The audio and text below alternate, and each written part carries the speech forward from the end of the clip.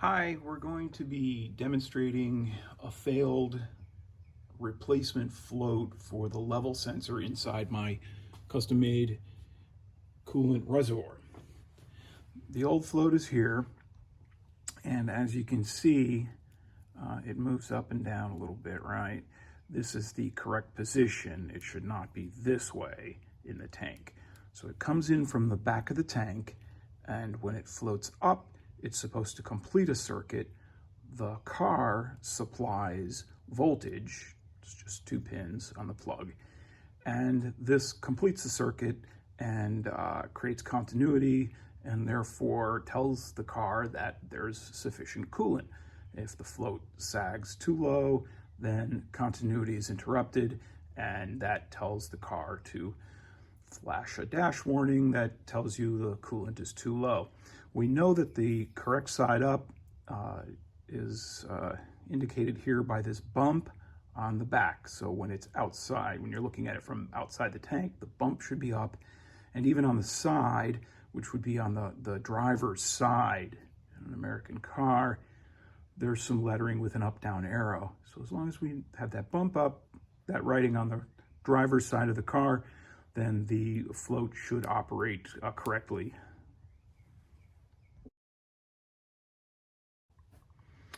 Okay, so my old float did not complete continuity whether it was in the up or the down position. So the float was defective, it was no longer completing a circuit, and therefore I always had a warning on my dash that my coolant was low, even though it wasn't. I received a replacement in the mail and installed it with the bump facing up, as I indicated in the first section of the video. But I'm still getting the warning. So a couple theories ran through my mind. Maybe the car needs to be driven for a certain period of time so that the code would clear. That was not the case. I tried clearing the code just manually on the steering wheel controls, but it would come back every time I shut the car off and turned it back on. Now I knew the float completed and then interrupted continuity because when I got the new one in the mail, I tested it with my multimeter, okay? So I knew the float was good. However, here's what I've learned. So I'm going to show you. I've taken the tank lid off, and I've got the pigtail coming off the back of the sensor disconnected from the car. I'm going to turn my multimeter to ohms so that we can test continuity. And when continuity is created, we get a beep, okay?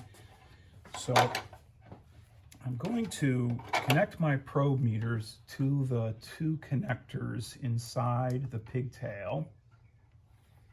And we clearly don't have continuity, but if I reach in with a pick and push the float down, okay, that didn't work. Let's try it again. I'm not connected to my pins here. Okay, try it again. So pushing the float down completes continuity. The float in the up position when the tank has sufficient fluid does not complete continuity. Down, continuity is completed, so we get a beep. So the question is, which way should the float be indicating that there's a continuous circuit? When it's in the down position, as mine is, or when it's in the up position? So the next thing we're going to do is we're going to go to a stock SAAB coolant reservoir tank with a working float, and we're going to test that. Okay, I'm back now with the stock coolant reservoir that came out of the 2007 SAAB 9.3 with the 2.8 V6 engine. The sensor is built in and has a 2-pin lead here to tie into the car. And again, we're going to see if continuity, this is a working sensor, if continuity should be completed when the float is down or up. Okay, so we're connecting our leads to the multimeter. Trying to see if I've got those connected. Okay, we're in the up position. The lid is up. Now the tank is empty, so the float is sagging low as if the as if there's no fluid in it. There's no fluid in it. So there's no continuity. Hopefully I'm connected to the pins. We'll find out in a minute. Next thing we're going to do is we're going to turn the tank upside down. And, well, I was connected to the leads.